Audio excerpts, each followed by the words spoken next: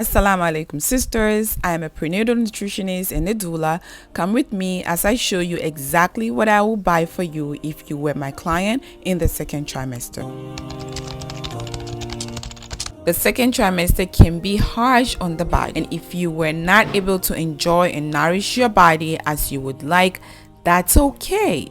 You can totally maximize nutrition no matter what trimester you are in. Your baby is now full-blown human being and is hitting huge milestones every single week. But let's be honest, it can be very tricky, especially without proper nourishment guide from your doctor, and no one is telling you how to actually support your body now that you can actually eat and not vomit it. For a quick reference, check out the description box for my trimester specific grocery list so you don't have to guess. Before we get into the grocery list, let's talk about second trimester needs. Nutrients to focus on are iron, if low, vitamin D, calcium, omega-3s, and fiber, and of course hydration. Some common symptoms in this trimester are constipation, fatigue, growing appetite, and heartburn. So of course our grocery shopping is going to focus on these nutrients, how to maximize them, and also how to support yourself with the common symptoms associated with this trimester. In the second trimester, your body is building bones, blood, brain, and the tiny heartbeat. So we are going to focus on iron-rich foods to prevent anemia and fatigue, especially if you are not deficient enough for a supplement.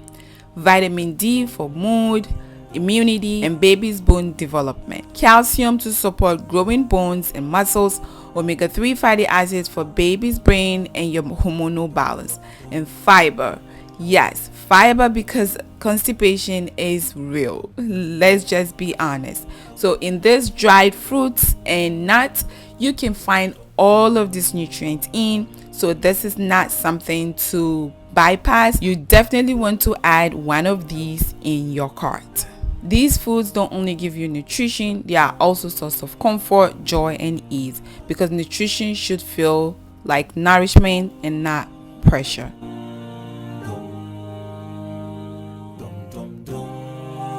For dairy and dairy alternatives, you want to choose Greek yogurt for protein plus calcium plus probiotics. Your gut will thank you. Pregnancy is not the time to lose weight, so you want to choose everything high fat, high protein. Greek yogurt has high protein in it. If you don't get Greek yogurt, you can opt in for whole milk yogurt. Whole milk yogurt have high protein as well and fat, and that is good for you.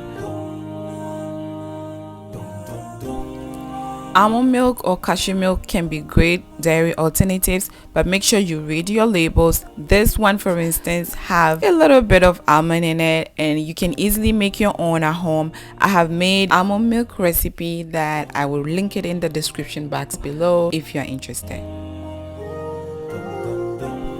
I highly recommend picking up some sort of pepper. Sweet pepper, red, yellow, orange pepper, green pepper are all great antioxidants. They have high vitamin C levels, and also they help in iron absorption. They also help in wound healing to help increase your stores for afterbirth recovery. We are not forgetting the ginger and the garlic. Garlic is great prebiotic. Prebiotic is the food that the probiotic eat, so that your gut microbiome is fresh and beautiful and healthy and doing all that it needs to do.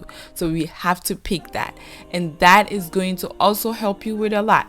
It is a Sunnah food. It is also a Quranic food, so we are choosing that. Yes, let's choose it. Let's make the spices and the seasoning of our meats and stuff delicious and healthy. Now we're going on to the produce section.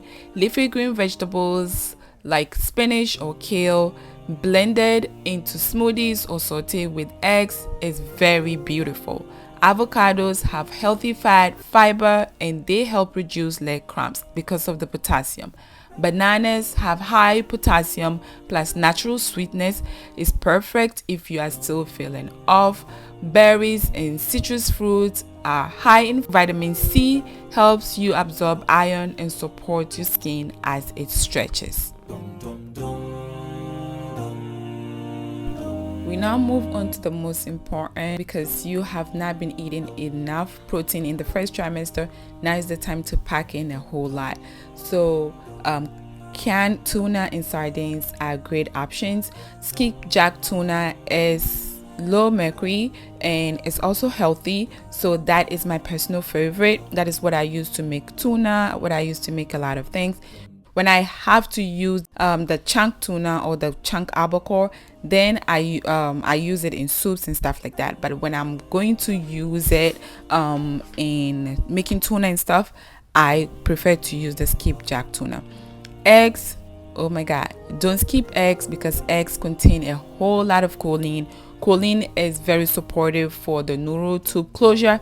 Right now, neural tube closure has ended. It ends around the 4th to the 5th week of pregnancy. So, but you want to also continue to take a lot of choline, because choline is supportive for brain development for the baby. Ground turkey and chicken, I don't pick it from any store. I go to the halal butcher for it to be butchered for me, for it to be slaughtered for me in a halal way. So if you have one near you, you can definitely go and have that, and that way you can get all the parts and you're gonna use it for maximum nutrition.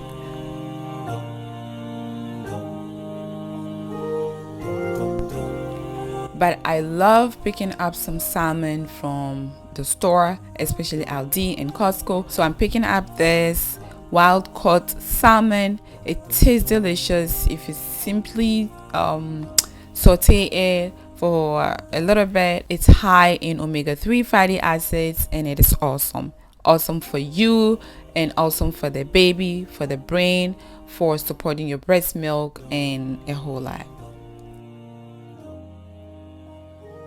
I picked up some lentils. I couldn't show it here because I think I lost the video. Quinoa and brown rice are also great fiber options. They provide a whole lot of soluble fiber and insoluble fiber that helps to give you some constipation support.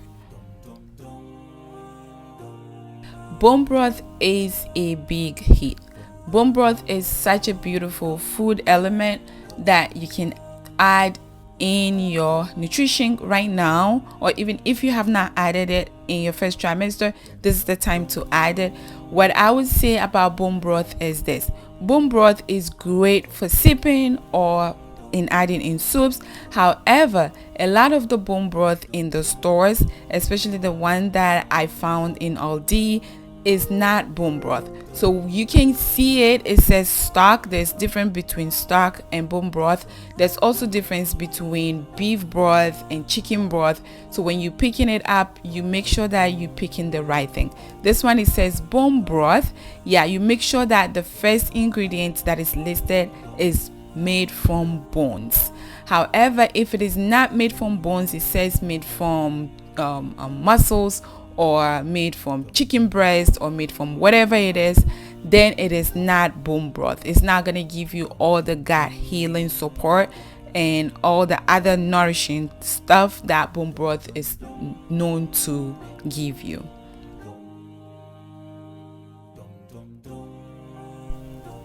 Sauerkraut is also awesome. It is helpful for your gut health. It's very, very supportive. So I highly recommend that you pick up something like sauerkraut, or you can also get some cabbage and go home and make your own, or get some beets and make your own. I picked up some whole grain bread and some wraps and some naans that my family love. I highly recommend that naan in Aldi. If you have Aldi next to you, go grab that one and make a egg wrap with it or tuna wrap with it. It's so delicious.